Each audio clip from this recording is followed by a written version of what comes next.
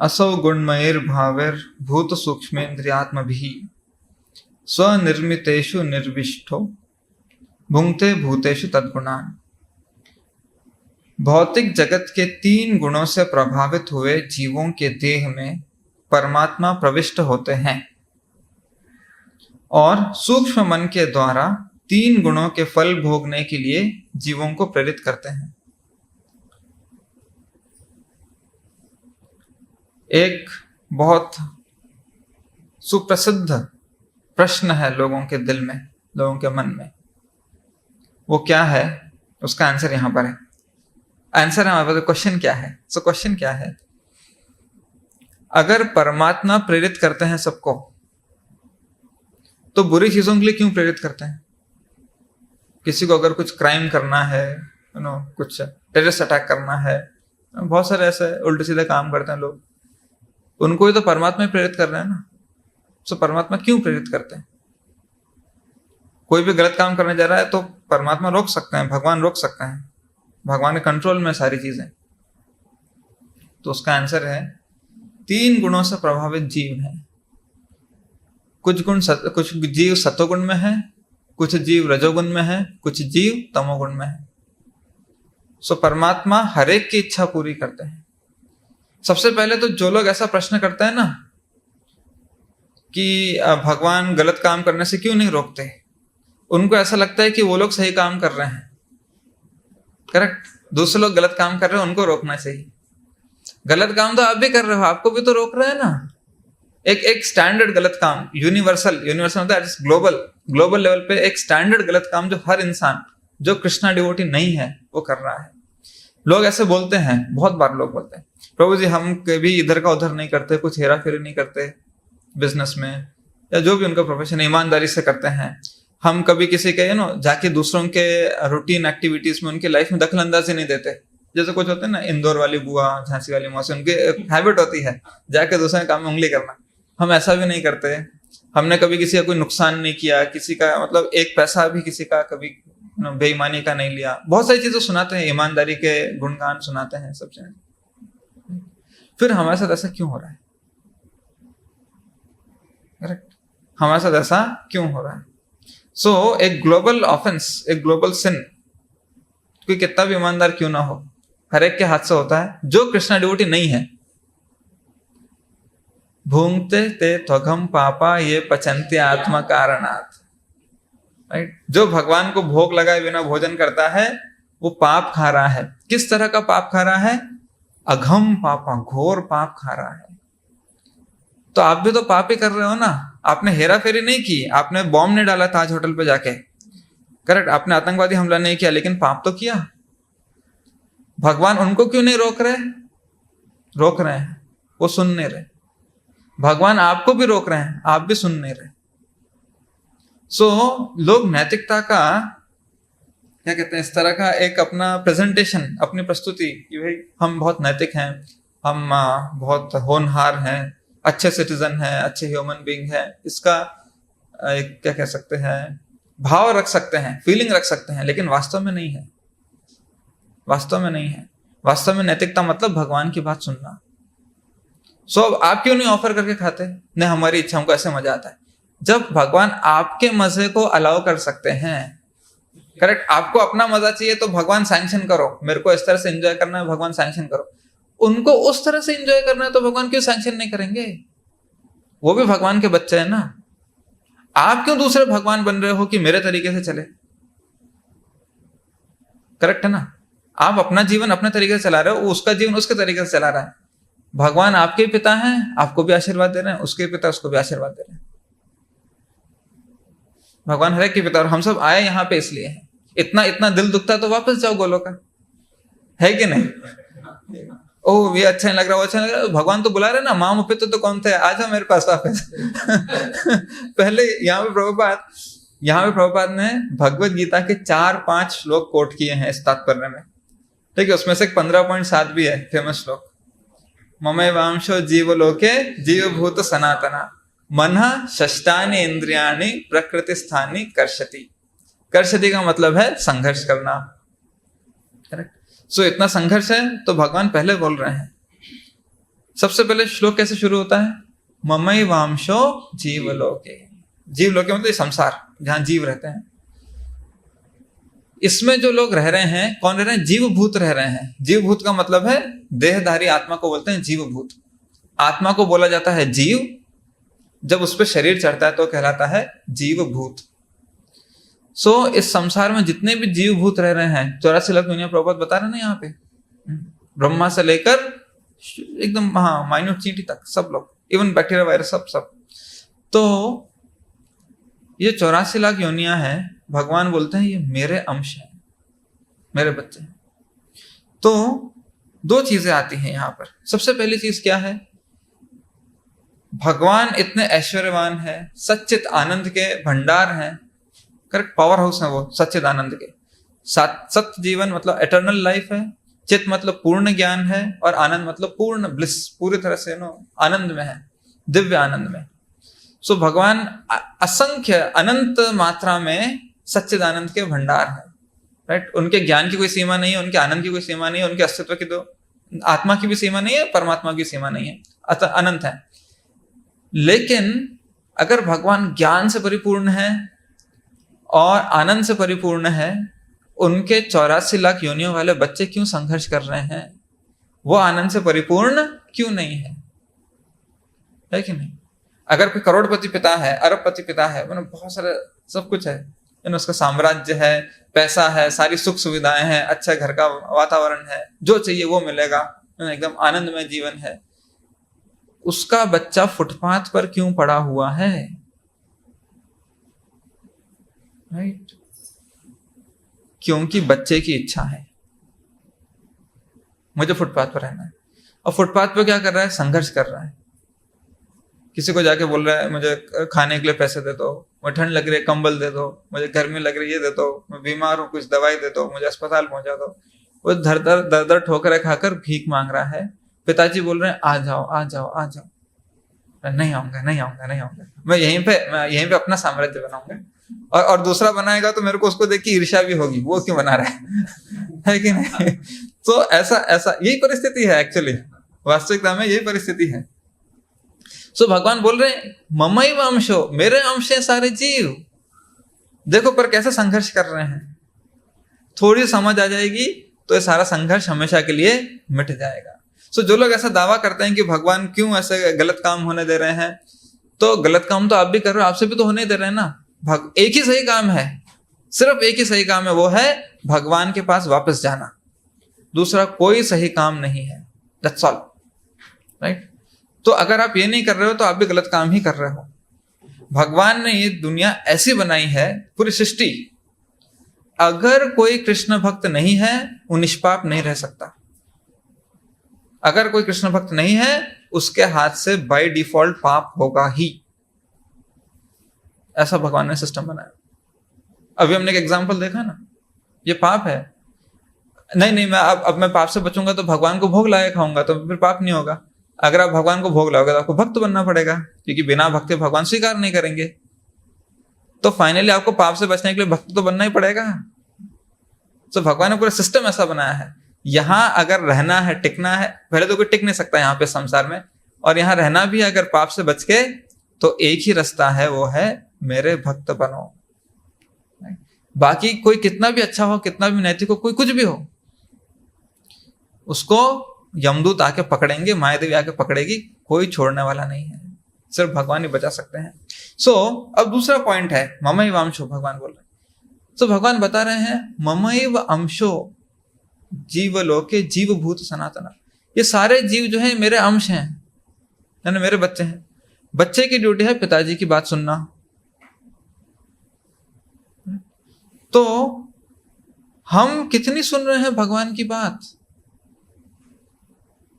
Correct, हम बहुत confidently उत्साह के साथ बोल सकते हैं ये श्लोक ममैव अंशो जीवलोके जीवभूत सनातन, लेकिन हम कितने सटीकता से भगवान की बात सुन रहे हैं? अगर हम भगवान के अंश हैं तो हमको उनकी बात सुननी चाहिए। जो लोग ये दावा करते हैं या दो लोग इस तरह से प्रश्न करते हैं कि भगवान क्यों पाप कर्म होने दे रहे हैं, तो आंसर यही है कि जो भगवान की बात नहीं सुन रहा है वो हर कोई पापी है।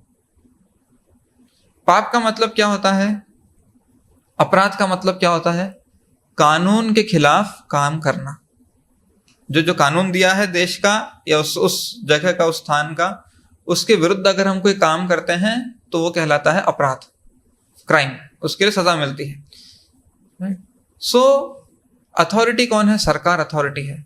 सरकार ने कुछ कानून बना के दिए हैं, जो भी है, चाहे गाड़ी लेफ्ट साइड से चलाओ, एक छोटा कानून है, करेक्ट। मर्डर मत करो, थोड़ा बड़ा कानून है, उनकी सजा भी अलग अलग है ऑफ कोर्स। तो इस तरह से अलग अलग कानून दिए हैं। इतनी लंबी लिस्ट है इंडियन पिनल कोड में, लेकिन कोई उसमें से एक भी अनफॉलो करता है तो अपराधी है।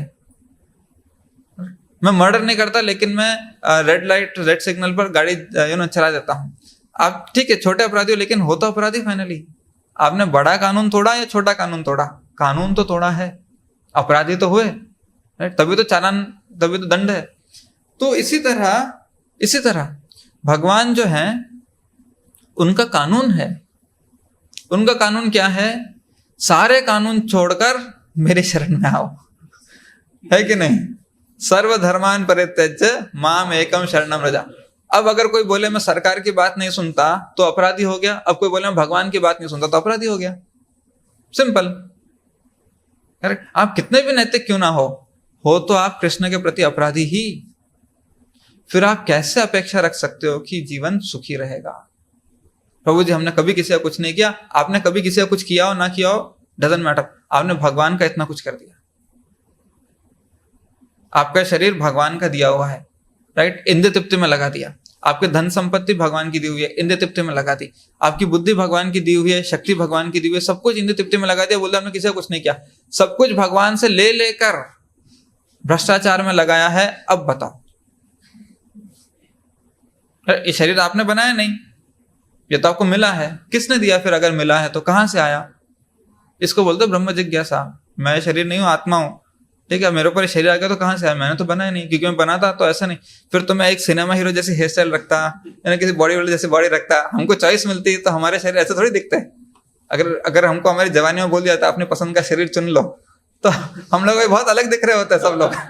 और आधे इस दुनिया के आधे ब्यूटी पार्लर तो बंद हो गए होते हैं। अब तो मेरे को पसंद का मिल गया, अब क्यों मेकअप करना, है कि नहीं? लेकिन हमको हमारे चॉइस नहीं मिली है, हमको दे दिया गया है, डाल दिया गया है। ये लो, ये तुम्हारा शरीर। तो कहां से आया? और ये ह्यूमन बॉडी हमने बनाई नहीं। आधी चीजें तो हम अभी खोज ही रहे हैं शरीर में कैसे चलता है। अगर हमने बनाया होता तो हमको रिसर्च करने की जरूरत पड़ती? वो छाती फाड़ के देखो अंदर क्या चल रहा है, नहीं, है कि नहीं? साइंटिस्ट आज भी रिसर्च कर रहे हैं। बोलते हैं बंदर से हम मनुष्य बने। बंदर हमसे ज्यादा होशियार थे, करेक्ट? बंदर हमसे ज्यादा होशियार निकले ना। उनको पता है हमको मनुष्य बनना है, हम मनुष्य बनेंगे। और मनुष्य यहाँ बैठ के ढूंढ रहा है हम कैसे बने। तो बंदरों ने मनुष्य बना दिया और मनुष्य बैठ के ढूंढ रहा है हम कैसे बने। सो कौन ज्यादा होशियार निकला? बंदर निकले ना। तो लोग सोचते नहीं है, कॉमन सेंस की बात है ये। लोग सोचते नहीं है वो बंदर से मनुष्य, उन्होंने मनुष्य बना दिया, हमको बना दिया, और हम अभी पता कर रहे हैं हम कैसे बने। तो ऑफकोर्स इसलिए डार्विन थ्योरी बोगस है। एनीवे, वो अलग चीज है। बट मुद्दा क्या है? ये शरीर हमको मिला है तो कहां से मिला है? किसने दिया है? राइट? भगवान ने दिया है। अभी प्रभुपाद यहां बता रहे हैं 84 लाख योनियां हैं और भगवान बोलते हैं मैं हर एक का पिता हूं। करेक्ट? ये 14वें अध्याय का श्लोक है। तो अहम बीज प्रदा पिता सर्व योनिषु कौन थे? सभी योनियों का मैं बीज प्रदाता पिता हूं, ऐसा भगवान बोल रहे हैं। सो जब भगवान हमारे पिता है, ये शरीर उन्होंने दिया है, तो पिता से पूछना है इस शरीर का आप करना क्या है?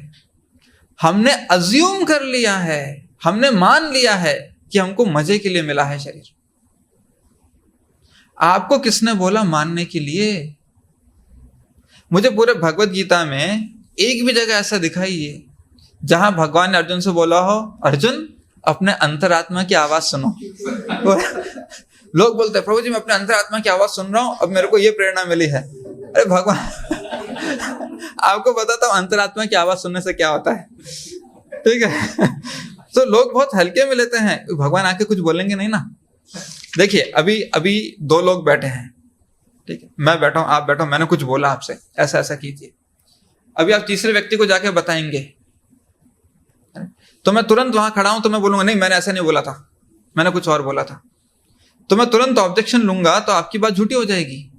मैंने कुछ बोला, आप कुछ और बता रहे हैं, है कि नहीं, तो मैं तुरंत टोकूंगा, नहीं ये गलत है, ऐसा नहीं है, मैंने जो बोला वो ये है, आपको ऐसा करना है, तो मैं टोकने के लिए खड़ा हूं। लेकिन अब भगवान ने कुछ बोला, मेरी शरण में आओ, अब आप घुमाकर कुछ और बोलेंगे, भगवान टोकने के लिए नहीं आएंगे कि नहीं नहीं मैंने ऐसा नहीं बोला था, मैं ऐसा बोला था, गलत है गलत है। भगवान नहीं आ रहे बीच में, बोलने दे रहे हैं, कर लो अपनी इच्छा पूर्ति, मैं यमदूतों को भेजता हूं है कि नहीं? वो टोकेंगे ठोकेंगे भी अच्छे से, तो है कि नहीं? तो अब वो अंतरात्मा की बात देखिए कैसे भगवान बताते हैं। 18वें अध्याय का 58वां श्लोक है ये। किसकी बात सुननी है? लोग पूछते हैं ना हमारे पर संकट क्यों आ रहा है, तो इसका आंसर है ये, किसकी बात सुननी है संकट से बचने के लिए। मत चित्तः सर्व दुर्गाणि मत प्रसादात् तरिष्यसि अथ चेत्वम अहंकारान न शोष्यसि विनंक्ष्यसि। यदि तुम मुझसे भावना भावित होगे तो मेरी कृपा से तुम बद्ध जीवन के सारे अवरोधों को लांघ जाओगे। तो किसकी बात सुननी है?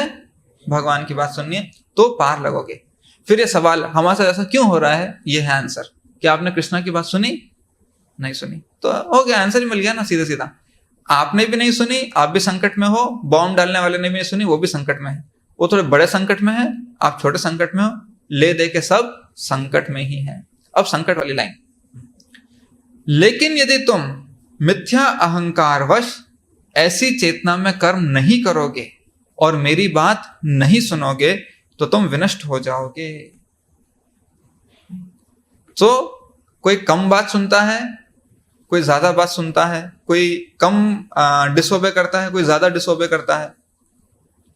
जो भी डिसोबे करता है वो विनष्ट ही होने वाला है, अलग अलग लेवल पे। अब हम पुण्य काम करेंगे, हम पाप कर्म नहीं करेंगे, ठीक है, कोई बात नहीं, आप स्वर्ग चले जाओ, है कि नहीं? आप यहां से बच गए, यहां के संकटों से बच गए, आप स्वर्ग चले जाओ। स्वर्ग के अलग संकट है, रह रहकर असुर हमला नहीं करते इंद्र के ऊपर, तो वो भी शांत नहीं है ना। वो देखो तो ऋषि मुनि तपस्या कर रहे हैं, करेक्ट, कभी मेरी इंद्र की गद्दी छीन जाएगी, उसको भी अलग टेंशन है, उसको भी एक समय पर मरना है। इंद्र की पदवी में इतना आसक्त हो गया है वो, हाँ अब मैं इंद्र हूं, अब मैं राजपाट संभालूंगा, ऐशो आराम करूंगा, जो भी करूंगा, एक ना एक दिन उसको ही मर के वापस यहाँ आना है।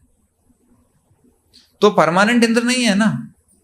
क्षिणे पुण्य मर्त्य लोकम विशंति। क्षिणे पुण्य, जितने जैसे आपके पुण्य खत्म हो जाएंगे, मर्त्य लोकम विशंति, आप वापस आ जाओगे इस मृत्यु लोक पे। तो किसको शांति है? सो आप सोचो मैं पुण्य करूंगा, आप पुण्य कर लो, लेकिन भगवान कृष्ण क्या बोलते हैं, इंद्र लोक तो बहुत छोटा है, ब्रह्म लोक तक जाओगे तो भी आ ब्रह्म भुवना लोका पुनरावर्तिन अर्जुना, वहां भी जन्म मृत्यु का चक्कर लगा रहता है। सो भगवान ने किसी को शांति नहीं दी है बिना भक्त बने। अभी मेरा सब कुछ अच्छा चल रहा है, ऐसे भी कैटेगरी के लोग हैं। एक और कैटेगरी, उनको दूसरों से कोई शिकायत नहीं है, उनको अपने जीवन संतुष्टि, अभी मेरा सब कुछ अच्छा चल रहा है, ठीक है, एकदम अच्छा घर परिवार है, अच्छा बिजनेस है, इनकम आ रही है, सब कुछ है एकदम, हेल्थ भी अच्छी है, आई एम एंजॉयिंग। सो अभी क्या होता है इसमें, ये 3 गुण का प्रभाव पता है ना, भौतिक जगत के 3 गुणों से प्रभावित हुई थी, ये रजोगुण में है, आसक्ति हो गई है। मेरे परिवार को बचा के रखो, बिजनेस को बचा के रखो, घर को बचा के रखो, अपने आप को बचा के रखो, ऐसे आसक्त हो गए हैं। फिर भगवान कृष्ण क्या बोलते हैं 10वें अध्याय में, मृत्यु सर्वहरश्चाहम, मैं मृत्यु के रूप में आऊंगा, एक झटके में सारी चीजें छीन लूंगा। फिर जो दर्द है ना वो असहनीय हो जाता है, वो दर्द असहनीय हो जाता है। जो मरणासन पे होता है ना लोग, मृत्यु शैया पे जो लेटे होते हैं, जो अभी मरने वाले, उनको पता मेरा टाइम आ गया है, राइट। सो उनकी व्यथा देखिए आप, जो कुछ मैं इतने इतना अटैच था, आसक्त था, जो कुछ इतना संभाल के, इतनी मेहनत से मैंने सब कुछ बनाया है अपने लिए, और फिर फाइनल लगा अब मैं सेटल हो गया हूं, अब मैं जीवन जीऊंगा आराम से, अब मुझे एक साथ सब कुछ छोड़ के जाना है, सब कुछ। असहनीय है वो पीड़ा उसके लिए, लेकिन तब भी उसको भगवान का स्मरण नहीं होगा, भगवान की याद नहीं आएगी, उसको इन सब चीजों की याद आएगी। तो भगवान ने ऐसा ये सिस्टम बनाया पूरी दुनिया में, आप भले पुण्य कर लो, कितने पुण्य कर लो, आप सुखी नहीं रहोगे, अंत में दुख मिलेगा। जन्म मृत्यु का चक्र है, वो भी दुख है। अब लोग बोलते हैं ये सब तो पार्ट ऑफ लाइफ है ना, जन्म मृत्यु तो पार्ट ऑफ लाइफ है, तो आता रहेगा जाता रहेगा। लेकिन कौन मरना चाहता है? आप इंस्टाग्राम पे रील बनाने के लिए बोल सकते हो ये सब जीवन का अंग है, मरना जीना सब चलता रहता है, लेकिन जैसे ही मरने की नौबत आएगी तब ये रील फेल हो जाएगी। कौन अभी बोली मैं मरने से नहीं डरता, जो इंसान ऐसा बोलता है मरने से नहीं डरता, तो जब जैसे ही चलते हुए दौड़ते हुए ट्रक के सामने फेंक दीजिए उसको ओह क्या कर दिया तुमने तो उसे सहन नहीं होगा। और ठीक है, वो मरने से भले ही ना डरे, चलो मेरे प्राण जाएंगे इससे भले ही ना डरे, लेकिन जो संसार की आसक्तियां हैं उसकी, उनको छोड़ के जाने का जो भय है, बिना भगवान का भक्त बने कोई भी आसक्ति नहीं छोड़ सकता, कोई भी नहीं, कितने बड़ा योगी तपस्वी क्यों ना हो। हमारे पास क्लासिक एग्जाम्पल है भागवतम से, क्लासिक एग्जाम्पल दुर्वासा मुनि का। वो साबित करने गए थे मैं अम्बरीश महाराज से बड़ा योगी हूं, सब अम्बरीश महाराज की तारीफ करते हैं, मेरी क्यों नहीं करते हैं, राइट। वो अम्बरीश महाराज राजमहल में रहते हैं, एक संसारी जीवन जी रहे हैं, घर परिवार गृहस्थी, इतना ऐशो आराम, सोना चांदी पहनना, रेशम के वस्त्र, धन संपत्ति कोई वही नहीं है, सीमा ही नहीं है उनके अम्बरीश महाराज की। हाथी घोड़े नौकर चाकर पूरा राज्य है कंट्रोल में, इतने संसार में लिप्त जीवन जी रहे, फिर भी इतने बड़े भक्त माने जाते हैं। मैं जंगल में रहने वाला तपस्वी योगी, सब कुछ त्याग दिया, एक कमंडलू है हाथ में बस, तो भी मेरे से ज्यादा उनको प्रतिष्ठा है, करेक्ट, एक आध्यात्मवादी के रूप में। तो गए थे दुर्वासा मुनि, गए थे अम्बरीश महाराज को चैलेंज करने, चुनौती देने, अपने आप को बड़ा साबित करने, ठीक है। अपनी योग शक्ति से उन्होंने एक असुर भी पैदा कर दिया, दानव पैदा कर दिया मारने के लिए, तो सुदर्शन चक्र है मारा। फिर क्या हुआ, सुदर्शन चक्र जो है वो दुर्वासा मुनि के पीछे। आप इतने बड़े योगी हो, आपको पता है कि आप शरीर नहीं आत्मा हो, तो मरने से क्यों डर रहे हो? 1 साल तक अपनी जान बचाने के लिए भाग रहे हैं, ब्रह्मा जी के पास जाते हैं, शिव जी के पास जाते हैं, भगवान विष्णु के पास जाते हैं, बचाओ मुझे, बचाओ मेरे प्राण ले। इतने बड़े योगी हो तो आपको प्राणों का क्या भय? मैं शरीर नहीं आत्मा हूं, मार दो, मैं कभी नहीं मरने वाला, बोल सकते हैं ना, आ जाओ सुदर्शन। लेकिन भय है ना, आसक्ति है ना। सिर्फ कृष्ण भक्त है जिसे कोई भौतिक आसक्ति नहीं होती। क्यों? उसको पता है मैं कृष्ण का हूं, तो मेरा सब कुछ कृष्ण के लिए समर्पित है और मेरी केयर करने के लिए भगवान है। ये है वो इम्पोर्ट, ममई वांशो जीव लोके, भगवान का अंश, मतलब मैं भगवान का अंश ही हूं। मेरी एक ही ड्यूटी है, एक ही नैतिकता है, भगवान से जुड़े रहना।